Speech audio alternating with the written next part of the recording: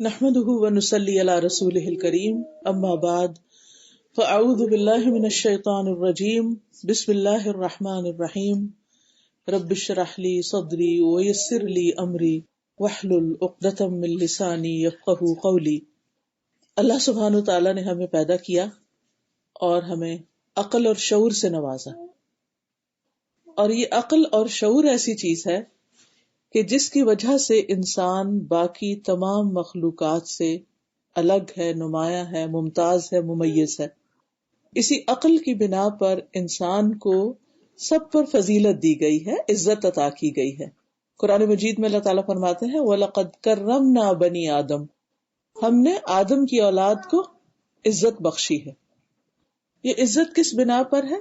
کہ انسان کے اندر عقل ہے، سمجھ ہے، شعور ہے، غور و فکر کی صلاحیت ہے، اور انسان اس دنیا میں آنے کے بعد جو بڑا ہوتا ہے، علم حاصل کرتا ہے، شعور کی منزلیں طے کرتا جاتا ہے، تو مختلف چیزوں کے بارے میں سوچتا ہے، غور و فکر کرتا ہے، اور ان سے طرح طرح کے فائدے اٹھاتا ہے۔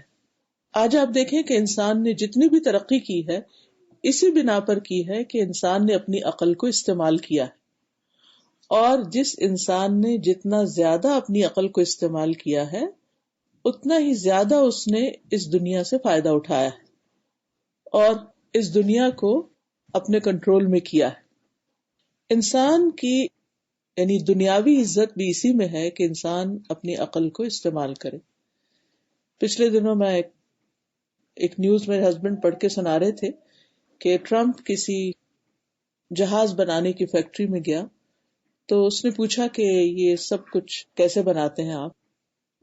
تو انہوں نے بتایا کہ کس حصے کا مٹیریل کہاں سے آتا ہے، کوئی چیز جاپان سے آ رہی ہے، کوئی کوریا سے آ رہی ہے، کوئی سنگاپور سے آ رہی ہے، کوئی فرانس بھیج رہا ہے، کوئی UK، کوئی اس میں کسی ایک بھی مسلمان ملک کا نام نہیں تھا۔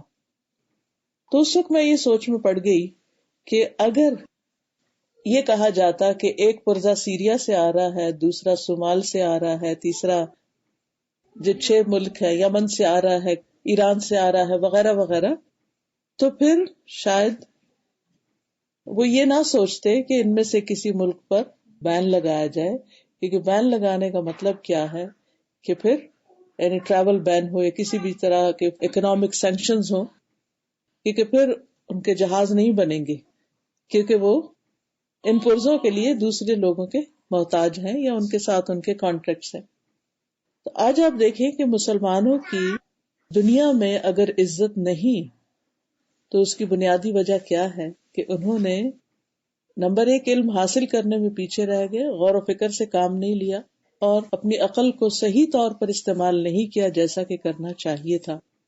انڈیویجولز بہت اچھے بھی ہیں، اور آپ نے دیکھا ہوگا کہ انڈیویجول کیپیسٹی میں ہر ملک میں مسلمان خدمات انجام دے رہے ہیں، لیکن کہیں بھی کوئی ایک ملک مسلم میجورٹی کا ایسا نہیں کہ جہاں پر یہ ٹرینڈ پایا جاتا ہو کہ ہم محنت کریں یا پھر ریسرچ کریں یا آگے بڑھیں، جس کا نتیجہ ہم دیکھتے ہیں کہ دنیاوی اعتبار سے بحیثیت ایک امت کے مسلمان جو ہیں وہ پست ہے۔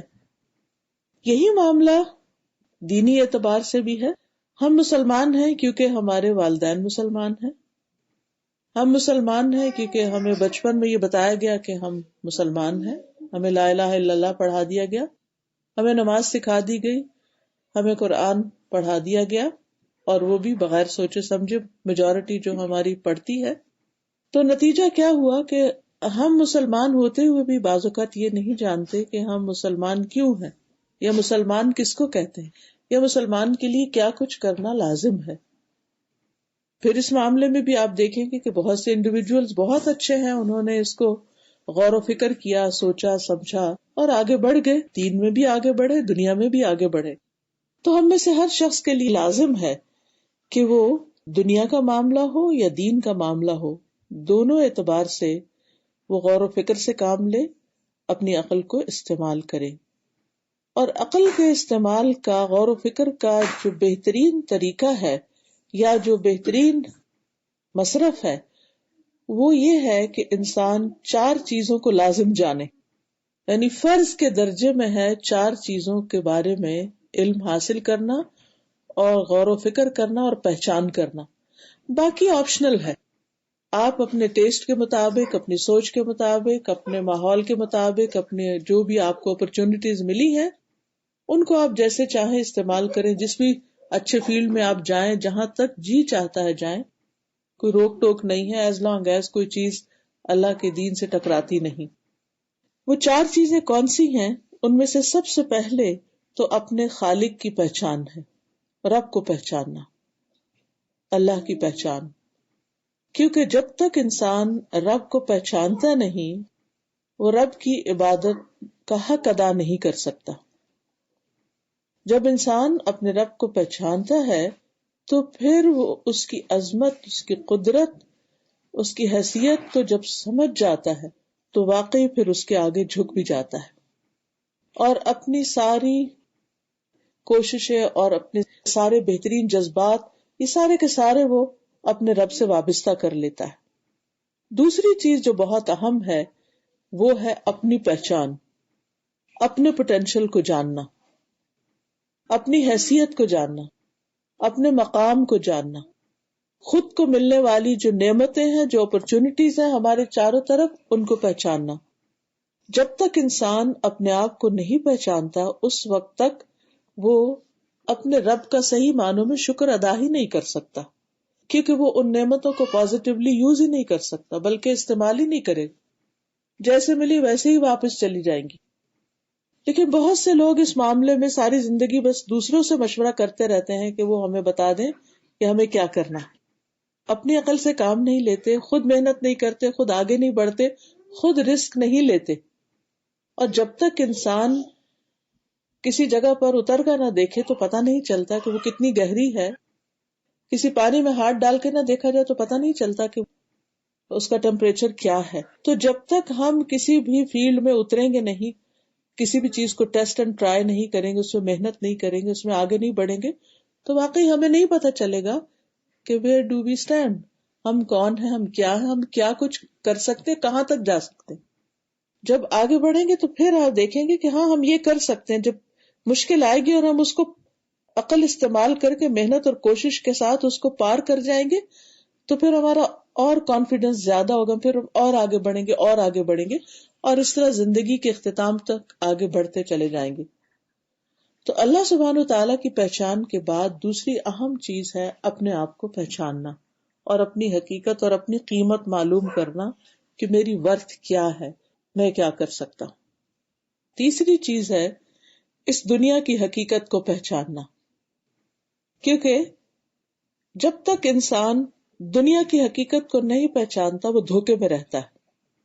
بعض اوقات انسان یہ سمجھتا ہے کہ جو کچھ ہے بس یہی دنیا کی زندگی ہے، جو فائدہ ہے بس یہی اٹھانا ہے، جو نقصان ہے وہ یہی کا نقصان ہے، یہاں جو آگے بڑھ گیا وہی کامیاب ہے اور جو پیچھے رہ گیا وہ ناکام ہے. حالانکہ ساری کامیابی دنیا ہی کی کامیابی نہیں، تیرے آگے آسماں اور بھی ہیں، یعنی ہمارے لیے ابھی اور بہت سی منزلیں باقی ہیں. اس لیے چوتھی چیز جس کو جاننا اور جس کے بارے میں مکمل معلومات حاصل کرنا بے حد ضروری ہے اور ان میں غور و فکر کرتے رہنا، وہ ہے آخرت، جو ہماری اصل منزل ہے، جس کے بارے میں اللہ سبحانہ وتعالیٰ فرماتے ہیں وَإِنَّ الدَّارَ الْآخِرَةَ لَهِيَ الْحَيَوَانُ لَوْ كَانُوا يَعْلَمُونَ، اور بے شک آخرت کا گھر وہی حقیقی زندگی ہے، وہی اصل رہنے کی جگہ ہے. لَوْ كَانُوا يَعْلَمُونَ، کاش وہ جانتے ہوتے. تو اس چیز کا علم حاصل کرنا کہ وہ آخرت کا گھر کیسا ہے، وہ زندگی کیسی ہے، اس میں کیا کچھ ہے، کیا خوشیاں ہیں، غم کیا ہے، فائدے کی چیزیں کیا ہیں اور کہاں کہاں کیا نقصان ہو سکتا ہے.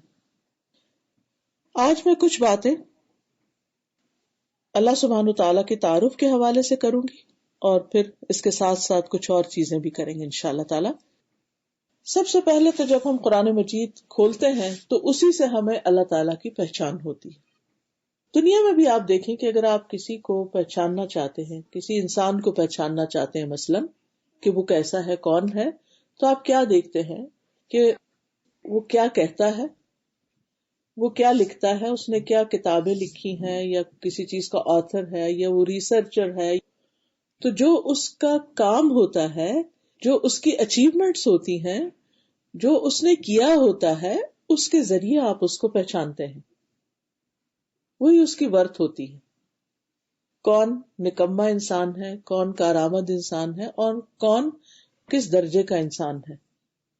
اللہ سبحانہ و تعالیٰ کو پہچاننے کے لیے ہمیں اللہ سبحانہ و تعالیٰ کے کلام کو بھی دیکھنے کی ضرورت ہے، اور اس کے ساتھ ساتھ اس نے کیا کیا ہے، کیا بنایا ہے، اس کے افعال یا اس کے کاموں کو بھی دیکھنے کی. یعنی جیسے کوئی انسان اپنے کلام، اپنی تحریر سے پہچانا جاتا ہے اور اپنے کاموں سے پہچانا جاتا ہے، تو اللہ سبحانہ و تعالیٰ کو پہچاننے کے لیے بھی اگر آپ یہی دو طریقے استعمال کریں کہ اس کے کلام کو دیکھیں کہ اس نے اپنے کلام یعنی قرآن مجید میں اپنا تعارف کیا کروایا کہ وہ کون ہے، تو یہ اس کا اصل صحیح تعارف ہوگا. یا پھر اس نے اپنے رسولوں کی زبان سے اپنا تعارف کیا کروایا ہے، اور خصوصاً محمد صلی اللہ علیہ وسلم کی زبان سے. تو قرآن و حدیث کے ذریعے ہمیں اللہ سبحانہ وتعالیٰ کے ناموں، اس کی صفات اور اس کے کاموں کا پتہ چلتا ہے کہ وہ کیا کرتا ہے. دوسری چیز کائنات ہے. کائنات میں غور و فکر کر کے ہمیں پتہ چلتا ہے کہ اللہ تعالیٰ نے یہ دنیا کیسی بنائی ہے، اس میں کیسی کیسی وسعتیں ہیں، یہ زمین کیسی ہے، آسمان کیسے ہیں، اور آسمانوں کے پیچھے کیا کچھ ہے، اور نئے نئے ستارے سیارے جو دریافت ہو رہے ہیں. ریسنٹلی آپ نے دیکھا ہوگا کہ ابھی ایک آدھ دن پہلے بہت ہی نیا انکشاف ہوا ہے کہ ہماری زمین کی طرح کے کچھ اور پلانٹس بھی ہیں جن پر زندگی کا امکان پایا جاتا ہے، اگرچہ وہ بہت دور ہے. 7 ایسے پلانٹس کا پتہ چلا ہے. اس کا ذکر قرآن مجید میں بھی ملتا ہے. اللہ تعالیٰ فرماتے ہیں کہ اللہ نے 7 آسمان بنائے اور انہی کی مانند زمینیں بھی بنائی، اور اللہ کا حکم ان میں اترتا رہتا ہے. سورۃ الطلاق کی آیت ہے، یتنزل الامر بینہن، اللہ کا حکم ان میں نازل ہوتا رہتا ہے، اور تاکہ تم جان لو کہ اللہ تعالیٰ نے ہر چیز کو اپنے علم سے گھیرا ہوا ہے. بہرحال، اور یہ بھی کہا جاتا ہے کہ وہ جو پلانٹس دریافت ہوئے وہ 40 لائٹ ایئرز کے فاصلے پر ہیں تقریباً یہاں سے. حقیقت تو اللہ ہی جانتا ہے، انسانوں کے تو صرف اندازے ہی ہیں. تو بہرحال جب ہم قرآن مجید کھولتے ہیں تو سب سے پہلی سورت جو ہے اس میں اللہ سبحانہ و تعالیٰ کا تعارف ہے کہ وہ کون ہے. اللہ تعالیٰ اپنا تعارف کیسے کرواتے ہیں؟ الحمدللہ رب العالمین، سب تعریف اللہ کے لیے ہے جو رب ہے سارے جہان، پوری یونیورس کا. اور رب کے اندر بہت سے میننگز پائے جاتے ہیں، لیکن خاص طور پر 3 معنی: خالق، مالک اور مدبر، کہ وہ کریٹر بھی ہے، وہ ان سب کو اون بھی کرتا ہے، اور پھر وہ ان سب کو سسٹین بھی کر رہا ہے، پلان کر رہا ہے، اور ان کی ساری نیڈز فلفل کر رہا ہے. ساری کائنات کو یا نظام ہستی کو وہی چلا رہا ہے، رب العالمین. پھر اس کے ساتھ ساتھ الرحمن الرحیم، بہت ہی مہربان، کنٹینیوسلی مہربان ہے، مسلسل مہربانیاں کرنے والا ہے. یعنی اللہ نے اپنی پہچان اپنی رحمت کے ساتھ کروائی. عام طور پر ہم اپنے بچوں کو جب اللہ کی پہچان کراتے ہیں تو ڈرانے سے کرتے ہیں، اللہ تعالیٰ ماریں گے، اللہ تعالیٰ آگ میں پھینک دیں گے، وغیرہ وغیرہ، جو کچھ ہم کرتے ہیں ہمیں معلوم ہے. جبکہ اللہ سبحانہ و تعالیٰ نے اپنی پہچان کیسے کروائی کہ میں نے ہی پیدا کیا، میں ہی رزق دیتا ہوں، میں ہی تمہارا مالک ہوں، اور تمہارے سارے امور میرے ہی سامنے ہے، میرے ہی اختیار میں ہے. اور اس کے ساتھ ساتھ یہ کہ میں بہت ہی مہربان ہوں. اور اس میں آپ دیکھیے کہ اللہ تعالیٰ کی صفت رحمت کو بیان کرنے کے لیے ایک نہیں 2 ناموں کا ذکر ہوا ہے، الرحمن اور پھر الرحیم. سب کے لیے مہربان، اور خاص طور پر اپنے ماننے والوں کے لیے مہربان. اور پھر کیا تعارف ہے؟ مالک یوم الدین، جو مالک ہے یوم الدین کا، بدلے کے دن کا، جزا سزا کے دن کا. جو کچھ انسان دنیا میں کرتا ہے اس پر انسان کو آگے جو بھی ریوارڈ یا جو سزا ملنے والی ہے، ثواب و عقاب، اس کا مالک بھی وہ خود ہی ہے. یعنی پورا کنٹرول ہے اس کے پاس اول سے آخر تک ہر چیز کا. اور پھر جب انسان اللہ کو پہچان لیتا ہے تو فوراً پھر کیا کہتا ہے؟ ایاک نعبد و ایاک نستعین. یہ جو ایاک نعبد و ایاک نستعین ہے، یہ سچے دل سے نکلتا ہی اس وقت ہے جب انسان اپنے رب کو پہچان کر اس کے آگے پہ جھکنا چاہتا ہے کہ تو ہی معبود ہے، تیری ہی ہم صرف تیری عبادت کریں گے اور صرف تجھ سے مدد مانگیں گے. کیونکہ یہ جو کہنا کہ ہم تجھ سے مدد مانگتے ہیں، یہ دراصل اپنی کمزوری کا اعتراف. انسان جتنا جتنا اللہ تعالیٰ کو پہچانتا جاتا ہے اتنا ہی اس کے اندر ایک ہمبلنس آتی ہے، ایک تواضع آتی ہے، اپنی حقیقت کا پتہ چلتا ہے کہ ہم کمزور ہیں اور ہمارا رب سارے اختیارات اس کے پاس ہیں. اور پھر جب انسان محسوس کرتا ہے کہ میں کمزور ہوں، مجھے مدد کی ضرورت ہے، تو پھر اللہ کی طرف رجوع کرتا ہے کہ مدد کرنے کے قابل وہی ہے. ایاک نستعین. اور پھر انسان اسی سے رہنمائی مانگتا ہے اور دعا مانگتے ہوئے کہ تو ہمیں سیدھا راستہ دکھا، اور وہ راستہ کہ جس پہ چلنے والوں پہ تو نے انعام کیا، یعنی ہمیں ان خوش قسمت لوگوں میں شامل کر لے جن سے تو راضی ہے، اور ان لوگوں میں شامل نہیں کرنا جن سے تو ناراض ہوا ہے، جن پر تیرا غصہ ہوا ہے، کیونکہ ہم اس قابل نہیں کہ تیرا غصہ برداشت کر سکیں، اور نہ تو ہمیں بھٹکنے کے لیے چھوڑنا. ہم تیرے ہی رستے پر رہنا چاہتے ہیں، تیری ہی طرف آنا چاہتے ہیں، تجھ سے محبت کرتے ہیں. حقیقت یہ ہے کہ انسان جب اپنے رب کو پہچان لیتا ہے تو پھر رب سے لو لگا لیتا ہے، پھر ہی اس کی بندگی کا حق ادا کرتا ہے. اسی طرح قرآن مجید کا مطالعہ کرتے چلے جائیں تو آیت الکرسی جو ہے اس میں اللہ سبحانہ و تعالیٰ کی 26 صفات اور ناموں کا ذکر ہے. سراسر اللہ کی پہچان ہے. یہ کون ہے؟ وہ اللہ لا الہ الا ہو، الحی القیوم، اللہ جس کے سوا کوئی الہ نہیں، زندہ ہے، قائم رکھنے والا ہے. لا تأخذہ سنۃ ولا نوم، اس کو نہ نیند آتی ہے نہ اونگ آتی. من ذا الذی یشفع عندہ الا باذنہ، کون ہے جو اس کے پاس سفارش کر سکے مگر اس کے اذن کے ساتھ، یعنی ساری طاقت کا مالک وہی ہے. یعلم ما بین ایدیہم وما خلفہم، اس کے علم کا ذکر ہے یہاں کہ کتنا زیادہ اس کا علم، اس کو معلوم ہے جو ان کے آگے اور جو ان کے انسانوں کے ماضی حال مستقبل سب سے وہ واقف ہے. ولا یحیطون بشیء من علمہ الا بما شاء. دوسری طرف انسان کا حال کیا ہے کہ اللہ کے علم کا احاطہ نہیں کر سکتے مگر جتنا وہ چاہے. موسیٰ علیہ السلام جب خضر علیہ السلام کے ساتھ کشتی پہ سوار ہوئے کچھ سیکھنے کے لیے، تو ایک چڑیا آئی اور اس نے اپنی چونچ میں پانی کا ایک قطرہ بھرا، تو خضر علیہ السلام نے کہا کہ ساری مخلوق کے علم کی مقدار اس قطرے جتنی ہے سارے سمندر کے مقابلے میں، کہ جس طرح اللہ سبحانہ تعالیٰ کا علم ہے اس کے مقابلے میں ہم سب کا، پورے انسانوں کا علم بس یہ قطرے برابر ہے. تو جب انسان کو یہ احساس ہو جاتا ہے کہ ہم انسانوں کے پاس اتنا تھوڑا علم ہے اور سارا علم ہی رب کے پاس ہے، تو پھر انسان اس کے آگے جھک جاتا ہے اور جو وہ حکم دیتا ہے اسے خوشی سے قبول کرتا ہے. تو یعلم ما بین ایدیہم وما خلفہم ولا یحیطون بشیء من علمہ الا بما شاء وسع کرسیہ السماوات والارض، اور اس کی کرسی آسمان و زمین پر چھائی ہوئی، یعنی ہر چیز اس کے مکمل کنٹرول اور اختیار میں ہے، کچھ بھی اس سے باہر نہیں ہے. ولا یؤودہ حفظہما، اور اس پوری کائنات کی حفاظت، آسمان و زمین کی حفاظت اس کو تھکاتی نہیں. وہو العلی العظیم، اور وہ بلند ہے، بہت بڑا ہے. تو جب سب سے بڑا وہ ہے تو پھر ہم انسان کیا حیثیت رکھتے ہیں. ایسے ہی جب میں نے پرسوں یہ خبر پڑھی کہ اس طرح زمین کی طرح کے اور پلانٹس کچھ دریافت ہوئے ہیں، اور تو اس وقت مجھے بہت ہی احساس ہوا کہ اس زمین پر بھی ہماری حیثیت کیا ہے. یعنی اگر دیکھا جائے کہ پورے پلانٹ کے مقابلے میں ہم کہاں سٹینڈ کرتے ہیں.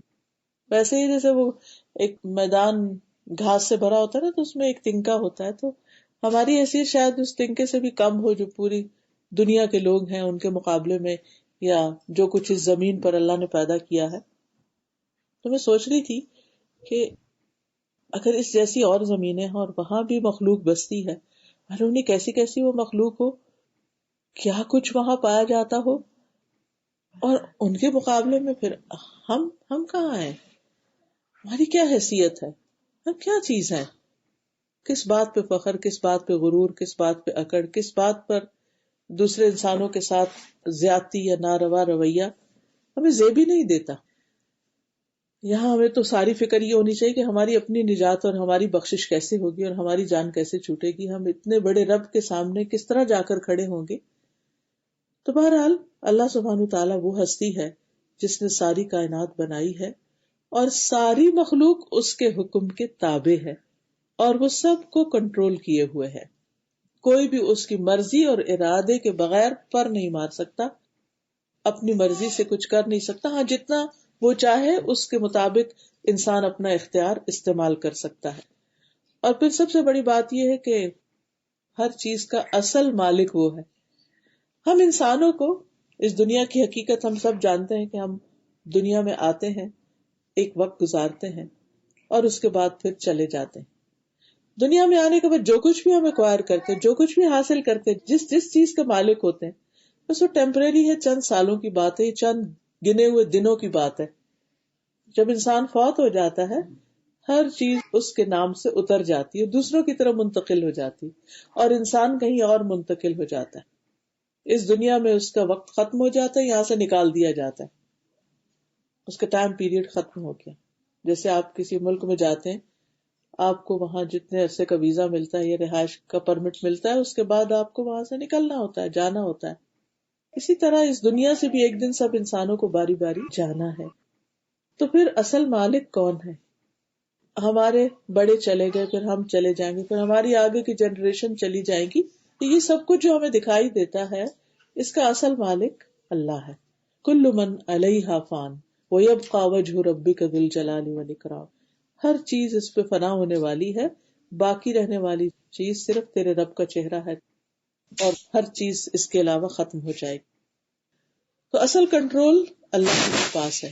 رسول اللہ صلی اللہ علیہ وسلم نے فرمایا بلا شبہ تم سب مملوک ہو اور رب اللہ عز و جل ہی ہے، مالک اللہ ہی ہے. پھر اسی طرح ہمیں یہ بھی یاد رکھنا چاہیے کہ ہمارا خالق ہونے کے ساتھ ساتھ ہمارا رازق بھی وہی ہے. اسی نے ہمیں زندگی دی، اسی نے یہ روح ہمارے اندر پیدا کی جس کی وجہ سے ہم دیکھتے ہیں، بولتے ہیں، سنتے ہیں، سمجھتے ہیں، عقل اور شعور سے کام لیتے ہیں. یہ روح نکال لی جائے تو باقی کچھ بھی نہیں. تو یہ روح اس نے ہمارے اندر ڈالی. دنیا میں کہیں روح بکتی نہیں، کہیں بنتی نہیں، کوئی دے نہیں سکتا، اور جب وہ چاہے گا واپس لے لے گا، کوئی بھاگ بھی نہیں سکتا. اینما تکونوا یدرککم الموت، کہیں پر بھی تم ہو کہ موت تمہیں پا لے گی، پہنچ جائے گی، چلے جائیں گے. اب آپ دیکھیے کہ اس عرصے کے دوران جو اس نے ہمیں زندگی کا دیا ہے، یہ روح اور جسم کو ساتھ ملا کر دیا ہے، اس میں ہمارا کھانا پینا، لباس، باقی تمام ضروریات، ہماری جسمانی ضروریات، ہماری جذباتی ضروریات، ہماری عقل کی ضروریات، ان سب کو پورا کرنے والا، ان کی نرشمنٹ کرنے والا دراصل اللہ ہی ہے. اور ان ضروریات کو پورا کرنے کے لیے آپ دیکھیے زمین سے کیا کچھ نہیں اگایا اس نے، اور کیسے کیسے جانور ہمارے لیے پیدا کیے، اور کیا کیا چیزیں ہماری ضرورت کی، اور پھر ان چیزوں کو استعمال کرنے کے لیے ہمیں ٹیسٹ بھی دیا، ہمیں ذوق دیا، چکھنے کا ذائقہ بھی دیا، ہمیں سونگھنے کی صلاحیت دی، ہمیں دیکھنے کی، اور رنگوں کو ہم دیکھ سکتے ہیں، صرف بلیک اینڈ وائٹ نہیں، اور پھر طرح طرح کی آوازیں ہم سن سکتے ہیں، بہت سی چیزوں کو ہم محسوس کر سکتے ہیں. ہم بہت سی چیزیں جو دیکھ کے ہم ان سے کچھ اثر لیتے ہیں، اور کچھ ان سین چیزیں ایسی بھی ہوتی ہیں کہ جن کے اثرات ہم پر پڑ رہے ہوتے ہیں. پھر اسی طرح آپ دیکھیے کہ اللہ سبحانہ و تعالی نہ صرف ہے کہ ایک ایک ذرے کا مالک، اور ایک ایک ذرہ ہمارے جسم کا ایک ایک سیل اس کے حکم کے مطابق چل رہا ہے، اسی طرح پوری کائنات کا ایک ایک ستارہ سیارہ بھی اسی کے حکم سے گھوم رہا ہے. جس طرح ہمارے جسم میں خون دوڑ رہا ہے، اسی طرح کائنات میں مختلف چیزیں دوڑ رہی ہیں، اور ان سب کو کام کرنے کا موقع بھی دے رہا ہے کہ یہ چیزیں آپس میں ٹکراتی نہیں. پھر اسی طرح زندگی اور موت کا مالک بھی اللہ ہی ہے، وہی زندگی دیتا ہے، وہی موت دیتا ہے، اور وہی سارے خزانوں کا مالک ہے. وَلِلَّهِ خَزَائِنُ السَّمَاوَاتِ وَالْأَرْضِ وَإِن مِّن شَيْءٍ إِلَّا عِندَنَا خَزَائِنُهُ. کوئی چیز ایسی نہیں جس کے خزانے ہمارے پاس نہ ہو، لیکن ان کا کنٹرول اللہ کے ہاتھ میں ہے. پھر اسی طرح ہدایت کا مالک بھی وہی ہے. حدیث میں آتا، بہت ہی خوبصورت حدیث ہے، نبی صلی اللہ علیہ وسلم اپنے رب تبارک و تعالیٰ سے روایت کرتے ہیں، بے شک اللہ تعالیٰ فرماتے ہیں، اے میرے بندے، تم سب گمراہ ہو سوائے اس کے جسے میں ہدایت دوں، بس تم مجھ سے ہدایت مانگو، میں تمہیں ہدایت دوں گا. تو جو اللہ سے ہدایت مانگتا ہے اللہ اس کو ہدایت دیتا ہے، اور ہدایت اصل میں اللہ ہی کی ہدایت ہے. اے میرے بندو، تم سب بھوکے ہو سوائے اس کے جس کو میں کھلاؤں، تم مجھ سے کھانا مانگو، میں تمہیں کھانا کھلاؤں گا. یعنی انسان کی جسمانی ضروریات بھی اللہ پوری کرتا ہے. اسی طرح لباس کے بارے میں بھی فرمایا تم مجھ سے مانگو میں تمہیں پہناؤں گا. اے میرے بندو تم دن رات گناہ کرتے ہو اور میں سارے گناہ بخشتا ہوں, تم مجھ سے بخشش مانگو میں تمہیں بخش دوں گا. اے میرے بندو اگر تمہارے اول اور آخر سب کے سب ایک صاف چٹیل میدان میں کھڑے ہو کر مجھ سے مانگے اور میں ہر ایک کو جو بھی وہ مجھ سے مانگے عطا کر دوں, پھر بھی میرے خزانوں میں اتنی کمی نہیں ہوگی جتنی سمندر میں سوئی ڈال کر پانی میں کمی ہوتی ہے. یعنی اللہ سبحانہ وتعالیٰ ہی سارے خزانوں کا مالک ہے اور وہی بندوں کو عطا کرنے والا ہے اور بندوں کی ساری ضروریات پوری کرتا ہے. یعنی وہ ضروریات بھی جو ہم جانتے ہیں کہ ہماری ضرورت ہے اور وہ بھی جن کے بارے میں ہمیں خود بھی نہیں پتا ہماری ضرورت ہے. اب دیکھیے کہ ہمارا جسم کس طرح کام کر رہا ہوتا ہے. جب اس کا کچھ حصہ کام نہیں کرتا تو پھر ہم بیمار پڑ جاتے ہیں, پھر ہمارے ٹیسٹ پہ ٹیسٹ ہوتے, پھر ہمیں ڈاکٹر بتاتے ہیں اس چیز کی کمی ہو گئی ہے, وٹامن ڈی کی کمی ہو گئی ہے. تو آپ دیکھیے کہ ایک خاص عمر کی حد کو پہنچ کر پھر ہمیں پتا چلتا اوہ ہمارے جسم میں کیلشیم کی ڈیفیشنسی ہوگی, اس کی ہوگی اور اس کی. لیکن اس سے پہلے ہمیں کبھی خیال بھی نہیں آیا کہ کون ہماری یہ ساری ضروریات ہمارے سوچے, پلان کیے اور اہتمام کیے بغیر پوری کرتا چلا جا رہا. ہماری باڈی جس طرح فنکشن کرتی ہے اور ہمارا ایک ایک سسٹم جس طرح فنکشن کرتا ہے, اس کو وہ سسٹم چلانے کے لیے کس انرجی کی ضرورت ہوتی ہے وہ کون فراہم کر رہا ہے اور اس کا انتظام کس نے کر رکھا ہے. ہم تو بس کھانا انجوائے کر کے کھا کے اپنے کام میں لگ جاتے ہیں, ہمیں زیادہ زیادہ ہی تو بھوک لگی, اس کا ہمیں پتا ہے کہ کھانا ہماری ضرورت ہے کیونکہ ہمیں بھوک لگی. لیکن کھانا صرف بھوک نہیں دور کرتا, اس کے علاوہ بھی وہ بہت سی چیزیں ہمارے جسم میں بلڈ کے ذریعے سارے نیوٹریٹس جو ہیں ایک ایک بال تک, ایک ایک حصے تک, ایک ایک سیل تک پہنچ رہے ہوتے ہیں. یہ کون پہنچا رہا ہے, یہ سسٹم کس نے کام کیا. اور پھر اسی طرح یہ کہ ہمارے جسم کے اندر کہا جاتا ہے کہ انسان پیدائش کے ساتھ ہی سینکڑوں بیماریاں لے کے پیدا ہوتا ہے, لیکن اللہ نے ایسا امیون سسٹم, مدافعاتی نظام رکھا ہے انسان کے اندر کہ وہ خود بخود ہی اندر لڑتا رہتا ہے اور خود بخود ہی ان بیماریوں کو دھکیلتا رہتا ہے اور وہ غالب نہیں آنے دیتا. لیکن آپ دیکھیے کبھی بچے کو کوئی ایک بیماری بھی ہو جائے تو کس قدر پریشانی کی بات بنتی. تو کہنے کا مطلب یہ ہے کہ وہ اللہ ہی ہے جو ہماری ساری ضروریات پوری کرتا ہے, وہ بھی جن کو ہم جانتے ہیں اور وہ بھی جن کو ہم نہیں جانتے. ابراہیم علیہ السلام نے ایک موقع پر کہا تھا کہ رب کون ہے, اللہ رب العالمین الذی خلقنی فہو یہدین, کہ میرا رب وہ ہے جس نے مجھے بنایا اور وہ مجھے ہدایت دیتا ہے. والذی هو یطعمنی ویسقینی, اور وہی جو مجھے کھلاتا ہے اور پلاتا ہے. واذا مرضت فہو یشفینی, اور جب میں بیمار پڑتا ہوں تو وہی مجھے شفا دیتا ہے. والذی یمیتنی ثم یحیینی, وہی جو مجھے موت دے گا پھر موت کے بعد دوبارہ زندہ بھی کرے گا. والذی اطمع ان یغفر لی خطیئتی یوم الدین, اور وہ جس سے مجھے امید ہے کہ قیامت کے دن میرے گناہ معاف کر دے گا. رب ہب لی حکما والحقنی بالصالحین, اے رب مجھے حکمت عطا کر, قوت فیصلہ عطا کر اور مجھے نیک لوگوں کے ساتھ شامل کر لے. یعنی وہ اپنے لیے یہ دعا مانگتے ہیں. وَاجْعَلْ لِي لِسَانَ صِدْقٍ فِي الْآخِرِينَ, اور میرا ذکر خیر بعد والوں میں جاری کر دے. وَاجْعَلْنِي مِن وَرَثَةِ جَنَّةِ النَّعِيمِ, اور مجھے جنت کے وارثوں میں بنا دے, شامل کر لے.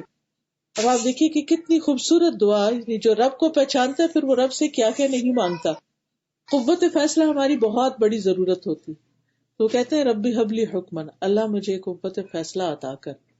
اور حکم کا ایک معنی حکمت بھی ہے, تو مجھے حکمت عطا کر, وزڈم دے, کیونکہ جب انسان کے اندر سمجھ بوجھ ہوگی تو اس کے فیصلے بھی صحیح ہوں گے. پھر وَأَلْحِقْنِي بِالصَّالِحِينَ, انسانوں کی ضرورت ہوتی ہے انسان کو اچھی کمپنی, اللہ مجھے نیک لوگوں کا ساتھ دے. پھر انسان کو ہمیشہ یہ ہوتا ہے کہ میرے مرنے کے بعد میرا ذکر خیر ہو, برے لفظوں میں نہیں اچھے لفظوں میں یاد کیا جاؤں, اس کی دعا کرتے ہیں. وَاجْعَلْ لِي لِسَانَ صِدْقٍ فِي الْآخِرِينَ, اچھی لیگیسی چھوڑ کر جاؤں. وَاجْعَلْنِي مِن وَرَثَةِ جَنَّةِ النَّعِيمِ, اور آگے کا مقام اور منزل بھی اچھی ہو, مجھے جنت النعیم کے وارثوں میں شامل کر دے. کتنی کمپریہنسو دعا ہے, چھوٹی سی دعا ہے, لیکن اس میں ابراہیم علیہ السلام اپنے لیے بہت کچھ مانگتے ہیں, کیونکہ انہیں رب کی پہچان ہو جاتی ہے کہ میرا رب وہ ہے کہ جس سے میں جو مانگوں وہ مجھے عطا کر سکتا ہے. تو پھر ان کے دل میں جس چیز کی خواہش آتی ہے وہ اس سے مانگتے چلے جاتے ہیں. اور حقیقت یہ ہے کہ بندوں کی ساری ضروریات پوری کرنے والا بھی اصل میں وہی ہے. اور اس میں آپ دیکھیے کہ یہ ضروریات جس بھی قسم کی ہوں, ان سب چیزوں کو پیدا کرنے والا بھی وہی ہے، ان کا مالک بھی وہی ہے، دینے والا بھی وہی. اس کو دینے کے لیے کسی سے پوچھنے کی ضرورت نہیں. جب وہ دینا چاہے تو کوئی روک بھی نہیں سکتا اس کو. کیونکہ دنیا میں تو یہ تھا نا، اگر کوئی انسان دینے لگتا تو دوسرا اس کو روک دیتا، نہیں نہیں نہیں فلاں کو نہیں دینا. اللہ تعالیٰ کو کوئی نہیں روک سکتا. اسی لیے ہم دعا کرتے ہیں اللہم لا مانع لما اعطیت، اللہ کوئی روکنے والا نہیں جس کو تو عطا کر دے، ولا معطی لما منعت، اور کوئی دینے والا نہیں جس سے تو روک دے. تو اصل اختیار اسی کے پاس ہے. اور پھر اللہ سبحانہ وتعالیٰ کو یہ بات پسند بھی بہت ہے کہ بندے اپنی ضروریات اس سے مانگے. حدیث میں آتا ہے جب رات کا آخری تہائی حصہ باقی، لاسٹ 1/3 باقی رہ جاتا ہے، تو اللہ تعالیٰ آسمان دنیا پر نزول فرماتے ہیں، آسمانوں کے دروازے کھول دیے جاتے ہیں اور اللہ تعالیٰ اپنے ہاتھ پھیلا کے فرماتے ہیں ہے کوئی مانگنے والا کہ اس کی درخواست پوری کی جائے. اور مسلسل فجر طلوع ہونے تک ایسا ہی ہوتا رہتا ہے. تو وہ دعاؤں کے مانگنے کا خاص وقت ہے. جو بھی ہماری حاجت اور ضرورت ہو ہمیں اللہ سے مانگنی چاہیے. پھر اللہ تعالیٰ بندے کی پکار پہ جواب بھی دیتا ہے.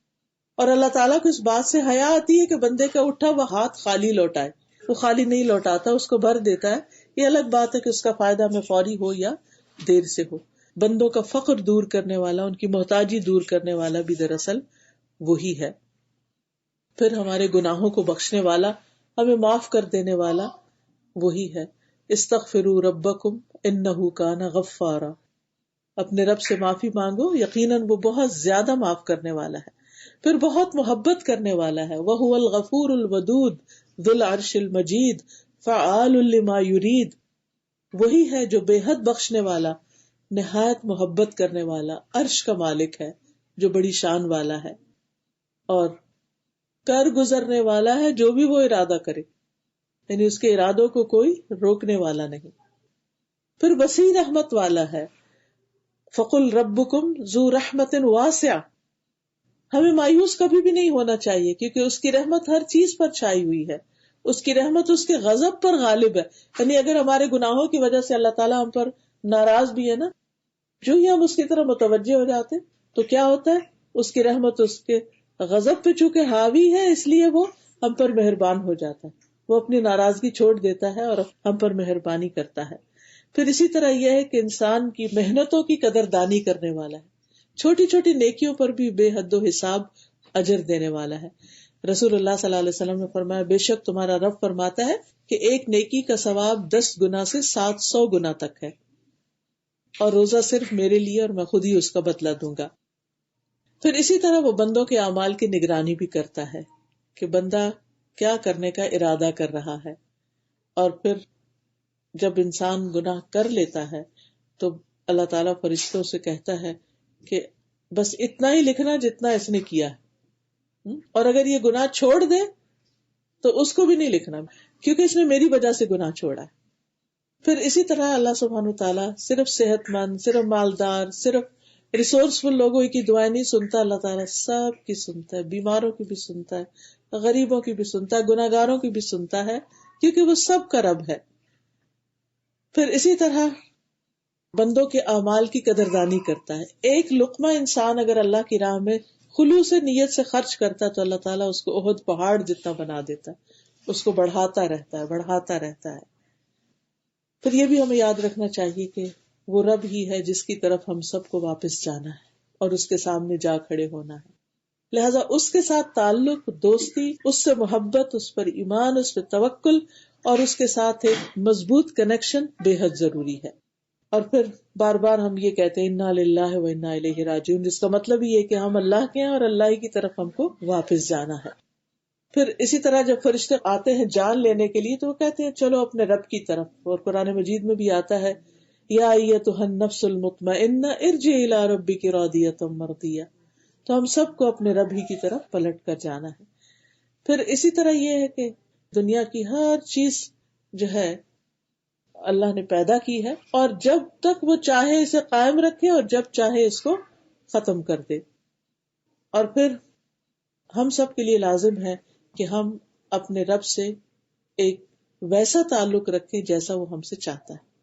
تو اس میں ہمارے ذمہ کچھ کام آتے ہیں جس میں سب سے پہلے یہ ہے کہ اللہ نے جس کام کے لیے ہمیں پیدا کیا یعنی اس کی عبادت وہ ہم کریں. اچھا، یہاں پر بعض لوگ یہ سمجھتے ہیں کہ شاید اللہ کو ہماری عبادت کی ضرورت ہے یا اللہ تعالیٰ کو اس سے کوئی فائدہ پہنچتا ہے. ہرگز نہیں.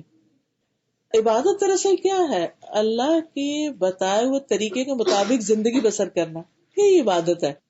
یعنی مختلف کاموں میں جیسے وہ کہتا کرو ویسے کر لینا عبادت ہے. اس میں انسان ہی کا فائدہ ہے. جب انسان یہ کرتا ہے تو انسان کی زندگی بھی سکون میں گزرتی ہے، اور اس کرنے پر انسان کو ریوارڈ بھی ملے گا. یعنی دوہرا فائدہ. دنیا کا فائدہ کیا؟ انسان بھٹکنے سے، پریشان ہونے سے، غموں سے، دکھوں سے بچ جاتا ہے اور اس کے دل کو ایک قرار آ جاتا ہے. اور آخرت کا فائدہ یہ ہے کہ انسان کو اللہ تعالیٰ ایک نیکی کا ریوارڈ کئی گنا بڑھا کر دیتا ہے. رب کی عبادت میں ایک چیز جس کا خاص خیال رکھنا چاہیے وہ کہ کسی اور کو اس کے ساتھ شریک نہیں کرنا. اور اس میں ہم الحمدللہ کو بتوں کو شریک نہیں کرتے، کچھ انسانوں کو نہیں کرتے، لیکن یہ جو ریاکاری اور دکھاوا ہے یہ کہیں نہ کہیں سے کریپن ہو جاتا ہے اور شیطان انسان کے اعمال کو خراب کرنے کی کوشش کرتا ہے.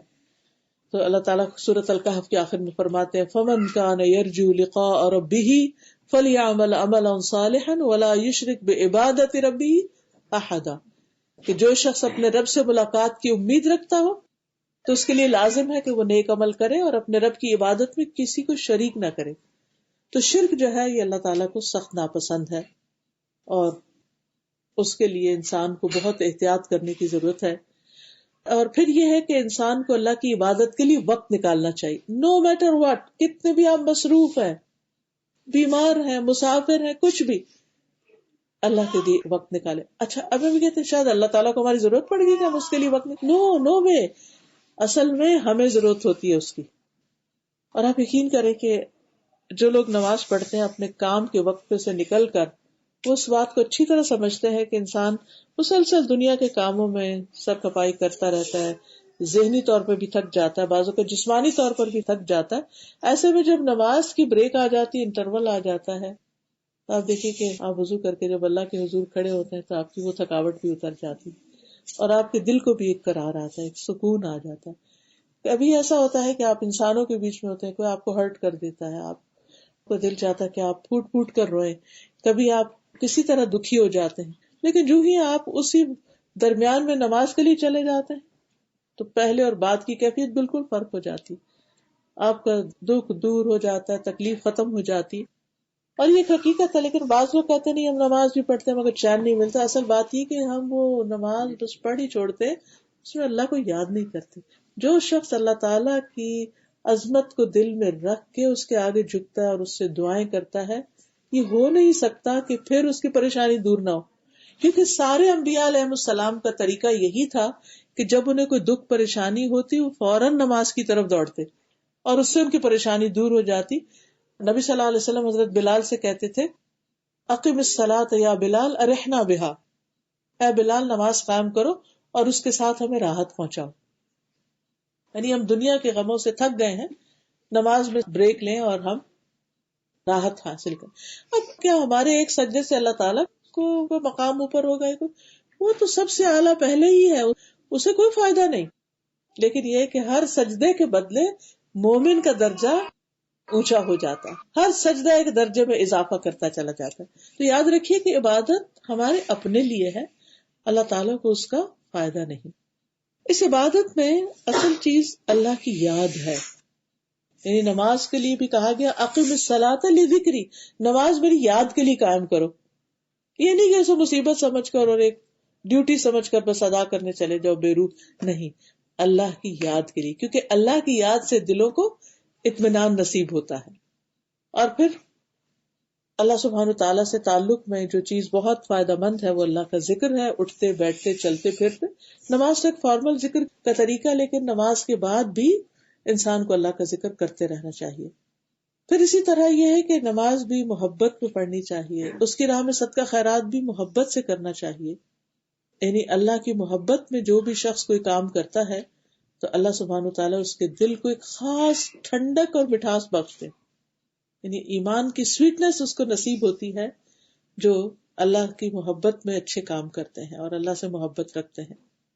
اور اس میں سب سے بڑا فائدہ یہ ہے کہ انسان قیامت کے دن اللہ کے عرش کے سائے تلے ہوگا، اللہ کے خاص بندوں میں شامل ہوگا. اس لیے اللہ کی محبت، لیکن اللہ کی محبت اس وقت تک کامل نہیں ہوتی جب تک اللہ کا ڈر نہ ہو. یہ دونوں ہی چیزیں ہوں تو انسان کے اندر ایک اعتدال آتا ہے. پھر رب کا فرما بردار بننا، وَأَنِيبُوا إِلَىٰ رَبِّكُمْ وَأَسْلِمُوا لَهُ، اپنے رب کی طرف پلٹ آؤ اور اس کے فرما بردار بن جاؤ. تو جب اتنے بڑے رب سے ہمارا تعلق ہے تو پھر رب ہی کی طرف ہمیں ہر معاملے میں لوٹنے کی ضرورت ہے. پھر اپنے آپ کو اپنے رب کے سپرد کر دینا، اپنے بچوں کو، اپنے گھر کو، اپنے سارے معاملات کو. خصوصاً رات کو سوتے وقت آپ دعا کریں، اللہم اسلمت نفسی الیک، اللہ میں نے اپنا نفس تیرے حوالے کر دیا. ووجہت وجہی الیک، اور اپنا چہرہ بھی تیری طرف کر لیا. اور وفوضت امری الیک، اور میں نے اپنا معاملہ تیرے سپرد کر دی. یعنی رات کو سوتے وقت انسان کے دماغ پہ جتنی بھی پریشانیاں اور فکر مندیاں جس سے انسان کی نیند ڈسٹرب ہوتی ہے، ان سارے معاملات کو سوچ کے کہیں کہ رب میں نے یہ سب تیرے حوالے کر دیے، تو ہی ان کو درست کرنے والا ہے، میرے میں تو اتنی طاقت نہیں. میں تو سارا دن کشمکش کے بعد اس وقت اتنا تھک چکا ہوں کہ اب میں تو بیٹھ بھی نہیں سکتا، مجھے تو سونا ہی سونا. ہم سو جاتے ہیں اور اپنے معاملات اللہ کے حوالے کر دیتے ہیں کہ تو جانے اور تیرا کام. پھر اسی طرح یہ ہے کہ انسان کو رب کے ساتھ تعلق میں ہمیشہ اضافہ کرتے چلے جانا چاہیے، اس کی طرف بڑھتے چلے جانا ہے. قرآن مجید میں آتا ہے فَفِرُّوا إِلَى اللَّهِ، اللہ کی طرف دوڑو، یعنی دوڑ کر سبقت کرتے ہوئے رب کی طرف بڑھتے چلے جانا چاہیے. پھر جو رب نے نازل کیا ہے اس چیز کی پیروی کرنی چاہیے، یعنی قرآن مجید اور نبی صلی اللہ علیہ وسلم کی تعلیمات جو ہیں. اور پھر اپنی پہچان رب کے ساتھ کرنی چاہیے، ربانی بننا چاہیے. اور پھر رب کی رضا کے متلاشی رہنا چاہیے، ہر کام میں یہ دیکھنا چاہیے کہ اس سے میرا رب راضی ہے کہ نہیں. اور جو کام بھی کرنا ہو رب کی رضا کے لیے کرتے چلے جائیں تو وَلَسَوْفَ يَرْضَىٰ، اللہ تعالیٰ بھی آپ سے راضی ہو جائے گا. اور ہر ایسی چیز سے بچے کہ جس میں اللہ کی ناراضگی ہو. رسول اللہ صلی اللہ علیہ وسلم نے فرمایا، جس نے لوگوں کو ناراض کر کے اللہ کو راضی کیا، اللہ اسے لوگوں کے مقابلے میں کافی ہو جائے گا. اور جس نے لوگوں کو راضی کرنے کے لیے اللہ کو ناراض کیا تو اللہ تعالیٰ اسے لوگوں کے سپرد کر دیتے، پھر لوگ اس کے ساتھ جیسا چاہیں سلوک کریں. تو ہمیں رب کی ناراضگی کے کاموں سے بچتے رہنا چاہیے، اور صرف کاموں سے نہیں بلکہ ان الفاظ سے بھی بچنا چاہیے جو رب کو پسند نہیں. خصوصاً رب کے بارے میں ایسی باتیں کہنا جو رب نے فرمائی نہیں ہے. غم ہو، دکھ ہو، تکلیف ہو، ہر موقع پر زبان کا استعمال احتیاط سے. نبی صلی اللہ علیہ وسلم کے بیٹے تھے حضرت ابراہیم جو تھے، حضرت ابراہیم جب فوت ہوئے تو نبی صلی اللہ علیہ وسلم کی آنکھوں سے آنسو بہنے لگے. صحابہ بڑے حیران ہوئے کہ آپ بھی روتے ہیں. فرمایا کہ ہاں، دل غمگین ہے، آنکھ آنسو بہاتی، لیکن زبان سے وہی نکلے گا جو رب کو راضی کرنے والا ہوگا. پھر اسی طرح یہ ہے کہ اللہ نے جو ہمیں دین دیا ہے اس پر بھی راضی ہونے کی ضرورت ہے، کیونکہ اس پر دل تنگ نہیں ہونا چاہیے، اسے خوشی سے قبول کرنا چاہیے. اس کے حلال و حرام پر راضی رہنا چاہیے. یہ نہیں کہنا چاہیے یہ بھی حرام ہے، یہ نہ کرو، یہ نہ کرو. اس طرح کی بات نہیں کرنی چاہیے. جن چیزوں سے بھی اس نے ہمیں روکا ہے اس میں ہمارا فائدہ نہیں، ہر اس چیز سے اس نے روک دیا ہے جو ہمارے لیے نقصان دہ ہے. پھر اسی طرح رب کے احسانات کو ماننا چاہیے، اس کا شکر گزار بندہ بننا چاہیے اور اس پر توکل کرنا چاہیے. یاد رکھیے کہ زندگی میں ہر وہ معاملہ جس کے بارے میں سوچ کر ہم فکر مند ہو جاتے ہیں اور یا کچھ کرنا چاہتے ہیں تو بزدلی ہمیں روک دیتی ہے، ایسے تمام معاملات میں اللہ تعالیٰ پر بھروسہ کر کے آگے بڑھنا چاہیے.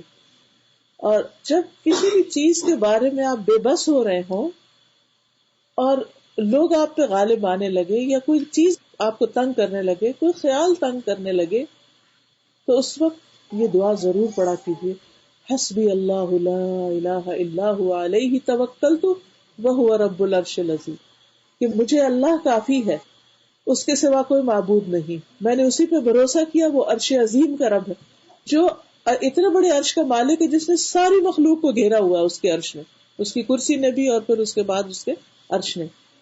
تو کیا وہ مجھے کافی نہیں ہو سکتا؟ ہر چیز تو اس کے کنٹرول میں ہے. پھر اسی طرح ایک اور جگہ پر آتا ہے الیس اللہ بکاف عبدہ، کیا اللہ اپنے بندے کے لیے کافی نہیں؟ بالکل کافی ہے. اصل ضرورت ہے کہ اس پر بھروسہ کرے انسان. وَمَن يَتَوَكَّلْ عَلَى اللَّهِ فَهُوَ حَسْبُهُ، جو اللہ پہ بھروسہ کرتا ہے اللہ تعالیٰ اس کو کافی ہو جاتا ہے. پھر اسی طرح رب المشرق والمغرب لا الہ الا هو فاتخذه وکیلا، مشرق اور مغرب کا رب، اس کے سوا کوئی معبود نہیں، اسی کو کارساز بنا لو. پھر اسی طرح رب سے کبھی مایوس نہ ہوا جائے، رب سے امیدیں اچھی رکھی جائیں اور رب سے ملاقات کا شوق ہمارے دل میں رہے. اور جب شوق ہوگا تو پھر ہم اس کی تیاری بھی کریں گے، اور تیاری میں اہم ترین چیز یہ ہے کہ وہ کام کرے جس کو دیکھ کے رب ہم سے ملاقات پر خوش ہو جائے. اور پھر یہ ہے کہ رب کو جو خوش کرنے والے کام ہیں ان میں سے ایک یہ ہے کہ رب سے مانگتے رہیں، ہر دم مانگتے رہیں، خوب خوب دعائیں کرتے رہیں، اپنے لیے کریں، پھر والدین کے لیے کریں، رب ارحمہما کما ربیانی صغیرا، اپنے ازواج اور اولاد کے لیے کریں، ربنا ہب لنا من ازواجنا وذریاتنا قرۃ اعین واجعلنا للمتقین اماما، پھر اولاد کے لیے خاص طور پر دعا کہ رب ہب لی من الصالحین کے علاوہ رب لا تذرنی فردا وانت خیر الوارثین، یعنی اللہ میری اولاد کو اتنا نیک بنا کہ میرے بعد وہ میرے نیکی میں میرے وارث ہو. پھر رب اجعلنی مقیم الصلاۃ ومن ذریتی ربنا وتقبل دعا. پھر لوگوں کے لیے دعا، سب کی بخشش کی دعا، ربنا اغفر لی ولوالدی وللمؤمنین یوم یقوم الحساب. تو گناہوں سے معافی کی دعائیں بھی کرنی چاہیے، اپنے لیے، دوسروں کے لیے، رب اغفر وارحم وانت خیر الراحمین. اور پھر خیر پانے کے لیے رب سے دعا کرنی چاہیے، رب انی لما انزلت الی من خیر فقیر. پھر صبر کے لیے دعا کرنی چاہیے، ربنا افرغ علینا صبرا وثبت اقدامنا وانصرنا علی القوم الکافرین. پھر علم میں اضافے کے لیے دعا جو نبی صلی اللہ علیہ وسلم کو سکھائی گئی، رب زدنی علما.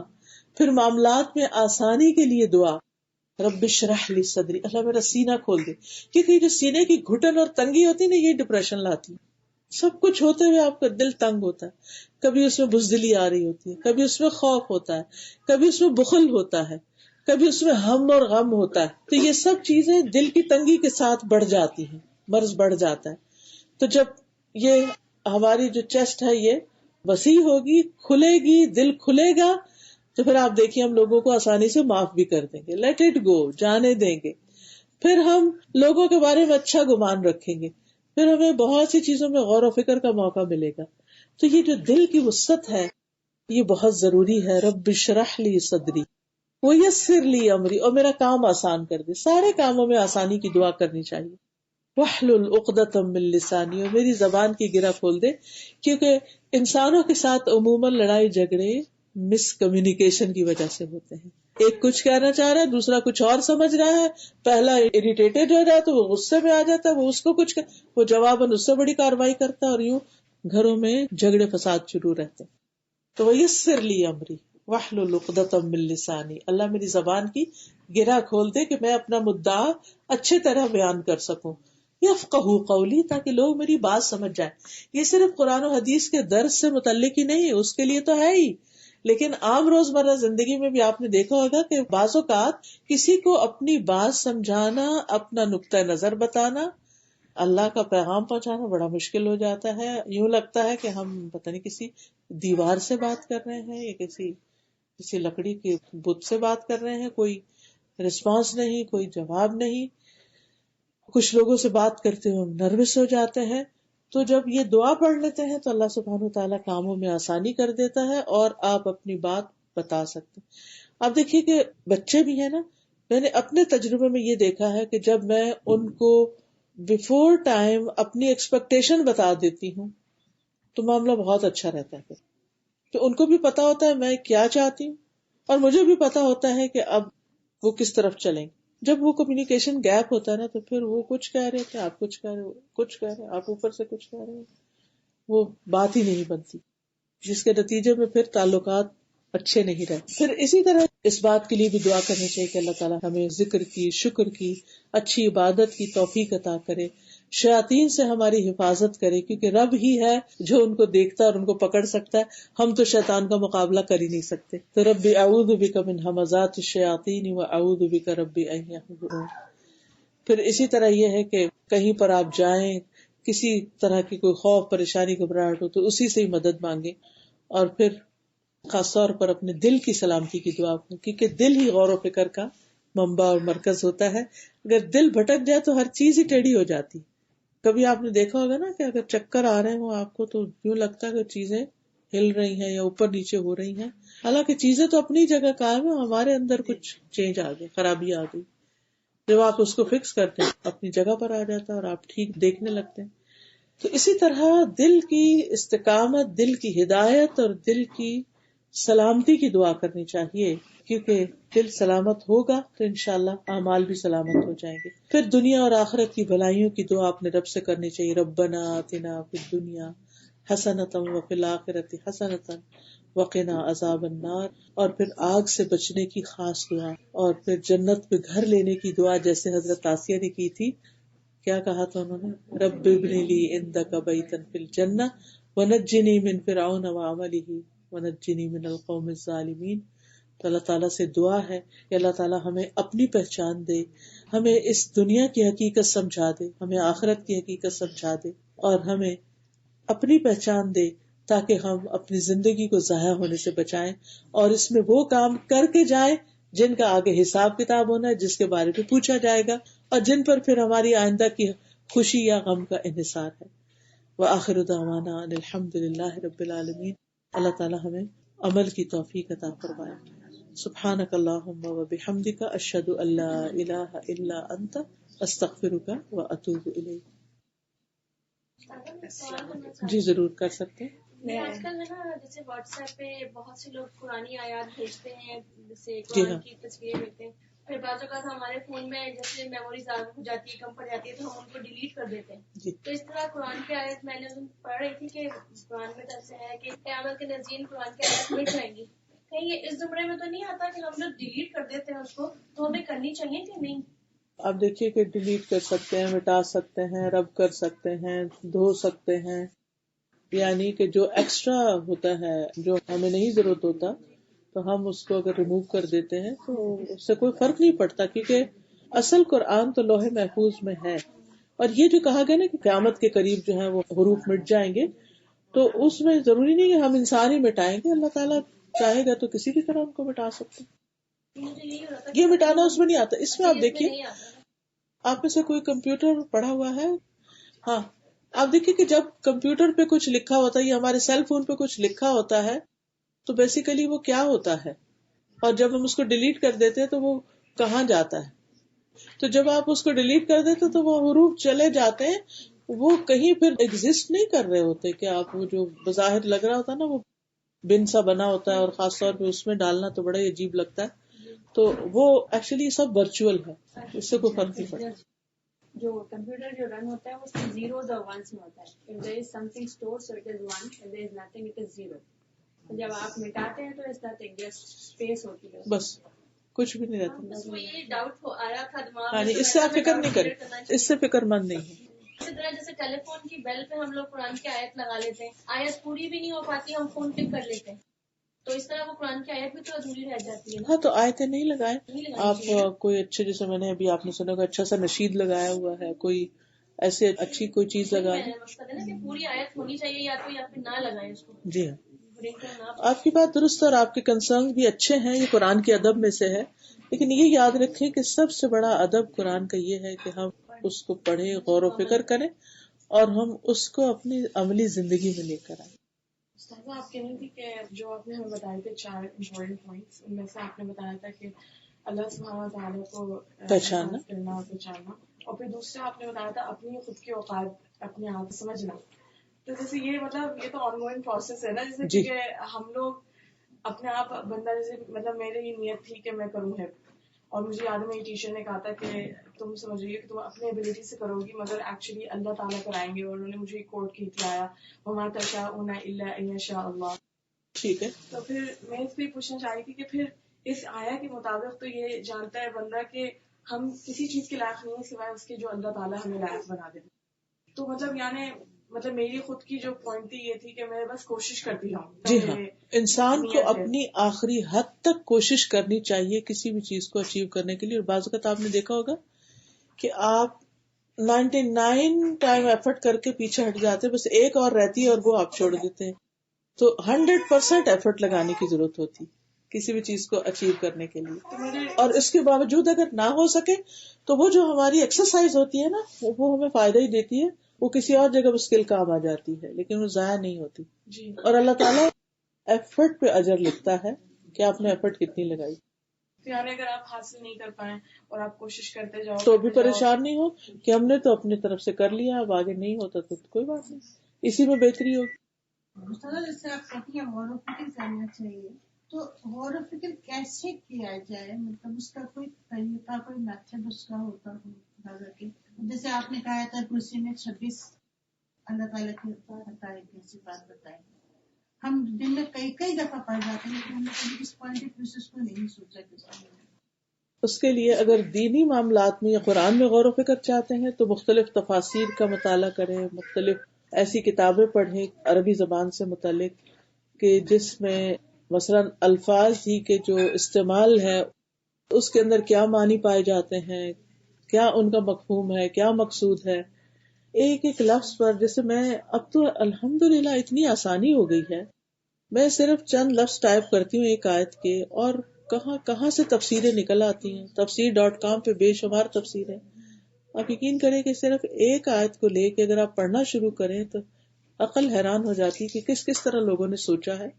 تو جب آپ پچھلے لوگوں کی چیزیں پڑھتے ہیں اس کے بعد آپ کا برین اس طرح کام کرتا ہے کہ ان سب کا ایک نچوڑ اور ایک خلاصہ آپ کے اپنے مائنڈ میں آتا ہے، پھر آپ کی باری آ جاتی ہے اور آپ کا انٹریکشن جب مختلف چیزوں کے ساتھ ہوتا ہے تو وہ آپ کا جو علم ہوتا ہے وہ وہاں پر کام آ جاتا ہے، آپ کو وہ چیز سمجھنے میں مدد ملتی ہے۔ یعنی یاد رکھیے کہ صرف غور و فکر میں فکر اور عبرت دونوں چیزیں ساتھ ساتھ ہونی چاہیے، غور و فکر اور اس کے نتائج بھی ہونے چاہیے کہ جو آپ نے سوچا پھر اسے نتیجہ کیا نکلا۔ اب جو تیمور لنگ کے بارے میں آتا ہے نا، وہ چیونٹی کئی دفعہ اوپر چڑھی اور گری اور پھر لے گئی، اپنا کام کر گئی، تو اس سے وہ واپس چلا گیا اور جو مایوس ہو کے نکلا تھا۔ تو یہ چیونٹی کا ایکشن پہ غور و فکر ہو رہی ہے، کیا کر رہی ہے۔ اب کوئی اور ہوتا تو وہ کہتے میں تو تھکا ہوں، ہاں بس کر رہی ہے، کچھ کر رہی ہے، تو لیکن اس نے اس خاص اینگل سے دیکھا کہ یہ تو اپنی چیز لے جانے کی ایفرٹ کرے، وہ اوپر چڑھتی پھر گر جاتی، پھر اٹھا کے لے جاتی، پھر گرتی، پھر گرتی، پھر گرتی، تیسری دفعہ اس نے ایفرٹ لگائی تو میں ابھی سے ہار گیا، میں بھی جا کے ایفرٹ لگاتا ہوں۔ تو اس نے اس سے ایک سبق سیکھا، غور و فکر کیا اور اس سے عبرت پکڑی، اور پھر جا کے جب محنت کی تو اچیو کر لیا جو اس کو کرنا تھا۔ تو غور و فکر تو ابلتے پانی میں بھی کیا جا سکتا ہے، غور و فکر تو اللہ نے ہمیں ایسے عقل اور دماغ دیا ہے کہ ہر چیز میں نشانی ہے، ہر چیز کے اندر ایک سبق ہے، بس ہم ایک دفعہ یہ پروسیس شروع کریں، لیکن اس کے لیے مطالعہ ضروری ہوتا ہے، بک ریڈنگ بہت ضروری ہوتی ہے، اور اچھی کتابیں اور اچھی صحبت اور اچھے لوگ اور ایسے لوگ جو ہم سے زیادہ نالجبل ہو ان کی کمپنی میں بیٹھنا۔ جب ان سے ہم بات چیت کرتے ہیں، انٹریکٹ کرتے ہیں، تو پھر ہمارے سامنے نئے نئے اینگل کھلتے ہیں، پھر ہمارا دماغ اس سے بھی آگے بازوقت بڑھ جاتا ہے۔ میں بھی حفظ کرنا چاہتی ہوں، کرنا چاہوں گی، کرتی رہوں گی، اینڈ سم ٹائمز تو it is meant for me اور ناٹ، تو قدر اللہ پہ تھوڑا سا۔ اس کا مطلب اصل میں یہ ہے کہ قدر جو ہے اصل میں اللہ کا علم ہے، تقدیر جس کو دوسرے لفظ میں کہتے ہیں نا، اور علم اللہ السابق، اس کا علم جو شروع سے ہر چیز کے بارے میں، کیونکہ اللہ تعالیٰ نے جس وقت زمین و آسمان بنائے ان سب سے پہلے قلم بنایا اور قلم کو حکم دیا لکھو۔ اس نے کہا کیا لکھوں؟ فرمایا قیامت تک جو کچھ ہے سب لکھ دو۔ انہوں نے لکھا وہ لوح محفوظ میں ایک کتاب میں ہے۔ تو اللہ کا علم ہے اور اللہ کا یہ علم لکھا ہوا ہے، اور پھر جو کچھ دنیا میں ہو رہا ہے یہ اللہ کے علم کے ساتھ ہو رہا ہے، اس کی قدرت کے ساتھ ہو رہا ہے، اس کے ارادے، اس کی مشیت اور اس کی مرضی کے ساتھ ہو رہا ہے۔ اچھا، اسی مشیت اور مرضی کے اندر ہی انسان کا اختیار ہے کہ انسان کو بھی اس نے کچھ آزادی دی ہے باقی مخلوق کے مقابلے میں۔ اب ایک بندے کا ارادہ ہے اور ایک اللہ کا ارادہ ہے۔ اللہ نے بندے کو بھی ارادہ دیا اور بندے کو آزادی دی کہ تم اپنا ارادہ استعمال کرو، لیکن وہ ارادہ مکمل طور پر آزاد نہیں ہے بلکہ اللہ کے ارادے کے تابع ہے۔ جہاں تک اللہ چاہتا ہے وہ اس کو موقع ملتا جاتا ہے، وہ کرتا جاتا ہے، اور جہاں اللہ چاہتا ہے روک دیتا ہے۔ وہ کیوں روکتا ہے؟ وہ حکمت پر مبنی ہے، اس کا ہر فیصلہ حکمت پر ہے۔ اس کا یہ مطلب نہیں کہ انسان کو پھر کوشش نہیں کرنی چاہیے کہ میری تو مرضی نہیں، اللہ جب چاہے گا روک دے گا، نہیں، آپ کو جتنی دور جانے تک کی اجازت ملی ہوئی ہے وہاں تک تو آپ جائیں، اتنی ایفرٹ تو لگائیں، اور یہ جو سفر آپ طے کریں گے اس کا آپ کو اجر ملتا چلا جائے گا۔ اس سے آگے آپ کو کیوں نہیں جانے دیا جا رہا؟ کیونکہ اس سے آگے کسی اور کی جگہ ہے یا کسی اور کا وہ ڈومین ہے، تو آپ کو یہاں تک رہنا ہے تاکہ وہ آگے سے گزر سکے اس کا اپنا۔ اب دیکھیں نا، جیسے آپ سڑک پہ چل رہے ہیں، آگے سے ریڈ لائٹ آ جاتی، کیوں آ جاتی؟ جب آپ کی ریڈ لائٹ ہوتی ہے تو دوسری طرف دوسرے کی کیا ہوتی ہے؟ گرین ہوتی ہے نا، اور اگر آپ ہی کی گرین رہے تو باقی تو سارے وہیں رکے رہے، ان کو بھی گزرنا ہے نا۔ تو اس لیے اللہ تعالیٰ نے اس دنیا کے نظام کو چلانے کے لیے لوگوں کو گاڑی چلانے کے بھی دیا ہے توفیق اور موقع، اور اس کے ساتھ ساتھ ریڈ لائٹس بھی رکھی ہوئی ہیں. وہ جہاں خطرہ ہوتا ہے کہ ہم اپنی حدود سے باہر چلے جائیں گے تو کچھ اور نقصان کر دیں گے، وہاں وہ ہمیں روک بھی دیتا ہے. اور اگر یہ کنٹرول اس کا نہ ہوتا تو پھر وہ رب ہی کیا ہوتا. پھر آپ دیکھیے اگر انسان کو مکمل آزادی دے دی جاتی، ابھی تو لمیٹڈ آزادی میں انسان نے اتنا فساد کر لیا، اگر وہ بالکل ہی مکمل آزادی تھی تو پھر یہ دنیا چلتی؟ یہ چل ہی نہ سکتی، کیونکہ ہر کوئی اپنی مرضی چاہتا اور اس کو کوئی روکنے والا نہ ہوتا. تو پھر اگر ہر کوئی مرضی کرنا چاہے تو پھر مرضی کی تو کوئی انتہا ہی نہیں. ہمیں کیسے پتا کہ ہم انف ٹرائی کر رہے ہیں یا ہماری ٹرائی میں کچھ خامی ہے، جیسے اگر ہم اچیو نہیں کر پا رہے ہیں کچھ چیز؟ یہ تو انسان کے اپنے اندر اس کو پتہ چلتا رہتا. بلیل انسان والا نفسی ہی بصیرہ. جب ہم خوب کوشش کر لیتے اس کا بھی ہمیں پتا ہوتا کہ ہم نے کر لی، اور جب نہیں کرتے نا تو اندر سے ضمیر بولتا ہے کہ اور تم کر سکتے تھے، مزید ہو سکتا، تم نے موقع گنوا دیے، تم نے یہ وقت سونے میں ضائع کیا، تم نے اس میں پوری ایفرٹ نہیں لگائی. اور جب لگاتے تب بھی ہمیں پتا ہوتا ہے. اس کے بعد دل میں قرار آ جاتا ہے، لیکن جب ہم پوری ایفرٹ نہیں لگاتے دل کبھی نہیں چین پاتا. تو اگر بار بار کچھ کوشش کر رہے ہیں تو بار بار عدل آ رہی ہے، ہاں تو ہمیں پیچھے ہٹ جانا چاہیے نہیں، یا ہمیں کرتے رہنا چاہیے. اگر اچھا کام ہے کرتے رہیں، کیونکہ لیس للانسان الا ما سعى، انسان کوشش کرتا رہے اور اس کی کوشش وان سعیکم سوف یرا، دیکھا کیا جائے گا، تمہاری ایفرٹ دیکھی جائے گی. رزلٹ اللہ کے ہاتھ میں، وہ نہیں بھی آپ کو نظر آیا، نہیں بھی ملا تو اس کو پتا ہے کہ اس نے کیا کیا. تو ہر شخص کے اوپر اس کی کوشش لازم، اور انسان کوشش کے بعد یہ جج کر سکتا ہے کہ میری کوشش جو ہے وہ مجھے اور دوسروں کو کتنا فائدہ دیتی ہے، اور میں اسی کا مکلف ہوں کہ میں کوشش کروں، اور اس کی مجھے اللہ نے طاقت صلاحیت دی اور میں کرتا رہوں گا. اسی میں انسان کی خوشی. چلیے میرے خیال کافی ٹائم ہو گیا ہے. سبحانک اللہم و بحمدک، اشہد ان لا الہ الا انت، استغفرک و اتوب الیک.